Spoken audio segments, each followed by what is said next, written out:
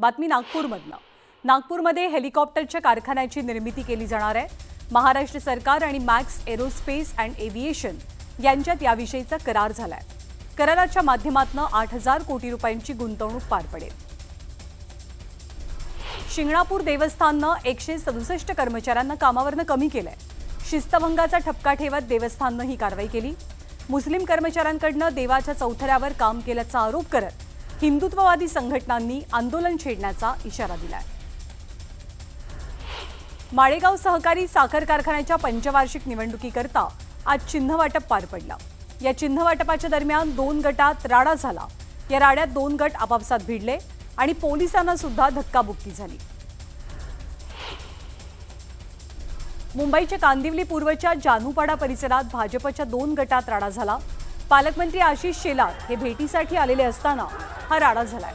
दरम्यान पोलिसांनी भाजपचे पदाधिकारी देवांग दवे यांना या प्रकरणी ताब्यात घेतले। हिंगोलीच्या बौर गावामध्ये शासकीय निधीच्या कामाच्या चौकशी दरम्यान 2 गटात वाद झाले। यावेळी झालेल्या हाणामारीचा व्हिडिओ आता समोर आलाय। या प्रकरणी हाणामारी करणाऱ्यांच्या विरोधात गुन्ह्याची नोंद होती आहे। महिला कामगारांना जनरेटरच्या धुरामुळे अचानक त्रास जाणवू लागला। त्यामुळे तातडीनं वाशी एमजीएम रुग्णालयात त्यांना दाखल करण्यात आलं। 15 ते 20 महिला कामगारांना श्वसनाचा त्रास जाणवू लागलेला। तुर्भे MIDCतील आंबेडकर नगर इथल्या D326 या कंपनीत ही घटना घडली। पुण्यात महानगरपालिकेनं अतिक्रमणांच्या विरोधात मोठी कारवाई केली। विमाननगर परिसरात महापालिकेकडनं अतिक्रमणावर कारवाईचा बडगा उगारला गेला। नोटीस देऊनही संबंधितांनी अतिक्रमण न हटवल्यानं पालिकेनं ही कारवाई केली। राष्ट्रवादीच्या शरदचंद्र पवार पक्ष हा स्थानिक स्वराज्य संस्थांच्या निवडणुकीसाठी युती करणार असल्याची माहिती समोर आली आहे। भाजप वगळता अन्य कोणत्याही पक्षाशी युती केली जाईल अशी माहिती सूत्रांकडून मिळाली आहे। गेल्या 26 वर्षांपासून स्थानिक स्वराज्य संस्थेच्या निवडणुकी संदर्भातले निर्णय स्थानिक नेते घेतात आणि तेच पक्ष पुढे नेतो। पाऊस आल्यावरती ठरवू की छत्री उघडायची की रेनकोट घालायचा आहे। युतीच्या प्रश्नासंदर्भात सुप्रिया सुळेंनी ही प्रतिक्रिया दिली। उद्धव ठाकरेंनी भेटायला बोलवलं तर आपण जाऊ असं मोठं विधान मंत्री संजय शिरसाट यांनी केलं। शिरसाटांच्या वक्तव्यामुळे राजकीय वर्तुळात चर्चाही रंगल्यात। सोबतच ठाकरे कुटुंब एकत्र यावं त्यासाठी आमच्या शुभेच्छा आहेत असंही ते म्हणतात। जळगावमध्ये राज ठाकरे आणि आदित्य ठाकरे यांच्या वाढदिवसाचे एकत्रित बॅनर्स झळकलेले आहेत। त्यामुळे जळगाव शहरात चर्चाही रंगल्यात। सोलापूरचे पालकमंत्री जयकुमार गोरे यांनी मोदींच्या विविध विकास कामांचा आलेख मांडला।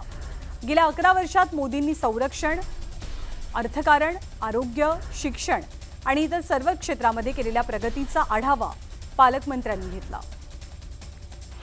MIMचे माजी खासदार इम्तियाज जलील यांनी पालकमंत्री संजय शिरसाट यांच्यावर जमीन हडपल्याचा आरोप करताना जातीवाचक उल्लेख केल्यानं जलील यांच्या विरोधात अॅट्रॉसिटीचा गुन्हा दाखल झालाय। मुंबई आग्रा महामार्गावरती मालेगावच्या टेहरे बायपासवर हिट अँड रनची घटना घडली। या अपघातात पशुवैद्यकीय डॉक्टरचा मृत्यू झालाय तर 2 जण जखमी झालेत। पोलिसांनी मात्र कारवाई करण्यास हलगर्जीपणा केल्याचा आरोप होतोय। शालेय शिक्षण मंत्री दादा भुसे यांचा संताप अनावर झाला या घटनेनंतर आणि त्यांनी थेट पोलीस स्थानकात जाऊन धरणं आंदोलन केलं। आरोग्यमंत्री प्रकाश आंबेडकरांनी दौंडच्या करकुंब आरोग्य केंद्राला भेट दिली। यावेळी त्यांनी डॉक्टर आणि स्टाफची झाडाझडती घेतली। रुग्णांना चांगल्या दर्जाच्या सुविधा देण्याच्या सूचना त्यांच्या वतीनं दिल्या गेल्यात। आरोग्यमंत्री प्रकाश आंबेडकरांनी चोपाळा ते मंदिर परिसर चालत प्रवास केला। जयकुमार गोरेंनी दिलेलं आव्हान आंबेडकरांनी पूर्ण केलंय। दरम्यान नागरिकांकडून आरोग्यमंत्र्यांच्या कृतीचं कौतुक केलं जात आहे। पंढरपूरमध्ये आरोग्यमंत्री प्रकाश आंबेडकरांनी विठ्ठल रुक्मिणीचं दर्शन घेतलं।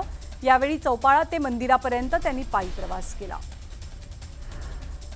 अमरावतीमध्ये सुरू असलेल्या बच्चू कडूंच्या आंदोलनाचा आजचा 6वा दिवस आहे। बच्चू कडूंसोबत आंदोलन करणाऱ्या कार्यकर्त्यांची प्रकृती काहीशी बिघडली आहे। अशातच उपोषणस्थळी ECG मशीन बंद पडल्यानं कार्यकर्त्यांनी संताप व्यक्त केला। स्ट्रेचर नसल्यामुळे संबंधित कार्यकर्त्यांना उचलून नेण्याची वेळ आली। बच्चू कडूंच्या आंदोलनाची दखल न घेतल्यानं अमरावतीच्या प्रहारच्या पदाधिकाऱ्यांनी विषप्राशन केलं। या पदाधिकाऱ्यावरती सध्या रुग्णालयात उपचार केले जात आहेत। बच्चू कडूंच्या अन्नत्याग आंदोलनाच्या समर्थनात प्रहार जनशक्ती पक्षाच्या वतीनं मानोरा तहसील कार्यालयामध्ये ठिय्या आंदोलन केलं गेलं। या आंदोलनामध्ये मोठ्या संख्येनं कार्यकर्ते सहभागी झालेले। बच्चू कडूंच्या आंदोलनाला समर्थन देत नांदेड लातूर महामार्गावरती रास्ता रोको केला गेला। यावेळी प्रहार संघटनेच्या वतीनं सरकारच्या विरोधात जोरदार घोषणाबाजी झाली। अमरावतीमध्ये प्रहारच्या कार्यकर्त्यांनी तहसील कार्यालयात आंदोलन छेडलं। यावेळी कार्यकर्त्यांनी तहसीलदार विजय लोखंडेंना त्यांच्या दालनामध्येच कोंडून ठेवलेलं। तातडीनं कर्जमाफीसह विविध मागण्या पूर्ण कराव्यात अशी मागणी कार्यकर्त्यांची होती। परभणीच्या पूर्णामध्ये प्रहारच्या कार्यकर्त्यांनी मुंडन आंदोलन केलं। यावेळी बच्चू कडूंच्या मागण्या पूर्ण करण्याची मागणी केली गेली तर सरकारच्या विरोधात घोषणाबाजी करण्यात आली। बच्चू कडूंच्या समर्थनात मानोरा शहराजवळच्या महावितरणच्या 20 उपकेंद्र कार्यालयात हे कार्यालय जाळण्याचा प्रयत्न झाला। टायर पेटवत सरकारनं आंदोलनाची दखल घ्यावी अशी मागणी केली गेली। बच्चू कडूंना समर्थन देण्यासाठी अमरावती परतवाडा मार्गावर प्रहारच्या कार्यकर्त्यांनी चक्काजाम आंदोलन केलं। यावेळी जोरदार घोषणाबाजी करत मागण्या मान्य न झाल्यास तीव्र आंदोलन छेडण्याचा इशारा दिला गेला। सांगली जिल्ह्यामध्ये गेल्या 2 दिवसांपासून तुफान पाऊस बरसतोय। पावसामुळे तासगाव शहरातल्या कापूर ओढ्याला पूर आलाय तर इतर ओढे नालेही दुथडी भरून वाहू लागलेत। दौंड तालुक्यात काही दिवसांच्या विश्रांतीनंतर पावसानं पुन्हा हजेरी लावली। पावसामुळे आता शेतीची कामं ठप्प होण्याची शक्यता आहे। बारामती शहर आणि ग्रामीण भागातही पावसानं हजेरी लावली, त्यामुळे बाजारपेठेतील नागरिकांची तारांबळ झाली। सोलापूर कृषी उत्पन्न बाजार समितीमध्ये पाणी साचल्यानं शेतकऱ्यांचे हाल होत आहेत। कांदा मार्केटमध्ये साचलेल्या पाण्यामुळे कांद्याचं नुकसान झालंय, त्यामुळे शेतकरी आर्थिक संकटात आहे। छत्रपती संभाजीनगर जिल्ह्यात जोरदार पाऊस पडला। संभाजीनगरातल्या ग्रामीण भागातील पेरण्या पूर्ण झाल्यामुळे शेतकऱ्यांमध्ये आनंदाचं वातावरण आहे आणि शेतकऱ्यांकडून शेती कामांची लगबग सुरू आहे। परभणीत पावसानं हजेरी लावली। यावेळी आलेल्या पावसामुळे रस्त्यांची दुरवस्था झाली आहे। दरम्यान तातडीनं रस्ता दुरुस्त करण्याची मागणी स्थानिकांची आहे। पैठणमधल्या ग्रामीण भागात वादळी वाऱ्यासह पडलेल्या पावसामुळे 100 एकरांच्या वर केळीचं पीक आडवं झालंय। यावेळी काही ठिकाणी पेरणी झालेलं बियाणं सुद्धा वाहून गेलं। कृषी खात्यानं नुकसानीची पाहणी केली आहे। सोलापूरमध्येही धुवाधार पाऊस बरसला। या पावसामुळे पुणे कासेगाव या गावांचा संपर्क तुटलाय। कासेगावात जाण्यासाठी ग्रामस्थांना ओढ्याच्या पुलावरनच वाट काढावी लागते आणि जीवघेणी कसरत करत कंभरभर पाण्यातनं हा प्रवास सुरू आहे। पण सरकारचं इथे दुर्लक्ष होत असल्यामुळे ग्रामस्थ संताप व्यक्त करतात। शिरूर, आंबेगाव, खेड आणि जुन्नरमधल्या अनेक गावांना मुसळधार पावसानं झोडपलं, त्यामुळे खरीप हंगामाच्या पेरण्यांना याचा फायदा होणार आहे। मात्र दुसरीकडे वादळी वाऱ्यानं फळबागांचं प्रचंड नुकसान केलंय। कोल्हापूरच्या ओढ्यातनं वाहून गेलेल्या शाळकरी विद्यार्थ्याचा मृतदेह अखेरीस सापडलाय। ओढा ओलांडताना पाण्याचा अंदाज न आल्यामुळे 11 वर्षीय शाळकरी मुलगा वाहून गेला होता।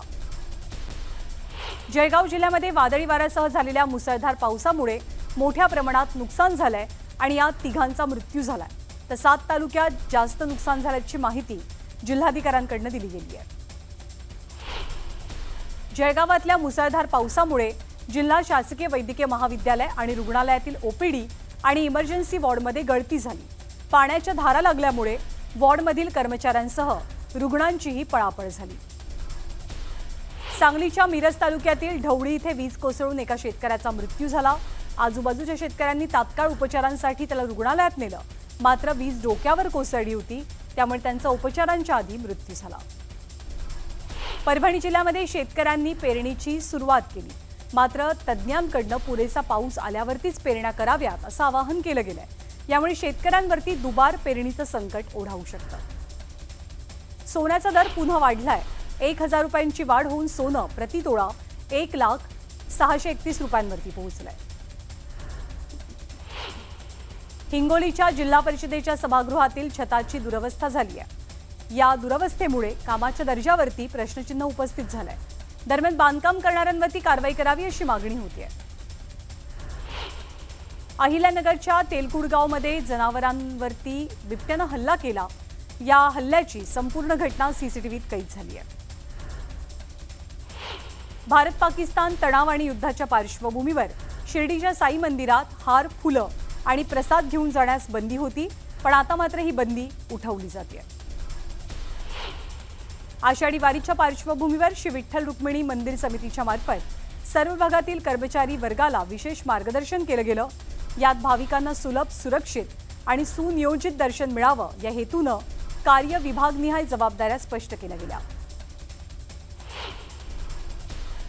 आषाढी एकादशी सोहळ्यानिमित्त विठुरायाच्या महापूजेच्या वेळेला विठ्ठल रुक्मिणीचं मुखदर्शन सुरू असेल, त्यामुळे यात्रेच्या कालावधीत मंदिर समितीनं भाविकांच्या सुलभ दर्शनाला प्राधान्य दिल्याचं दिसतंय। श्रीरामपूर MIDC इथे कृषी विभागाच्या पथकानं मोठी कारवाई करत अवैध खत विक्री आणि साठवणुकीचा कोणताही अधिकृत परवाना नसलेल्या कृषी गोदामावरती छापा टाकलाय। जवळपास 3 लाख रुपयांचा मुद्देमाल जप्त केला गेलाय। हक्कांच्या जमिनीसाठी झगडणाऱ्या 11 पीडित शेतकऱ्यांनी श्रीरामपूर शहर पोलीस स्थानकात गेल्या 20 तासांपासून ठिय्या आंदोलन केलंय। न्याय मिळेपर्यंत माघार घेणार नाही असा निर्धार पीडित शेतकऱ्यांचा आहे।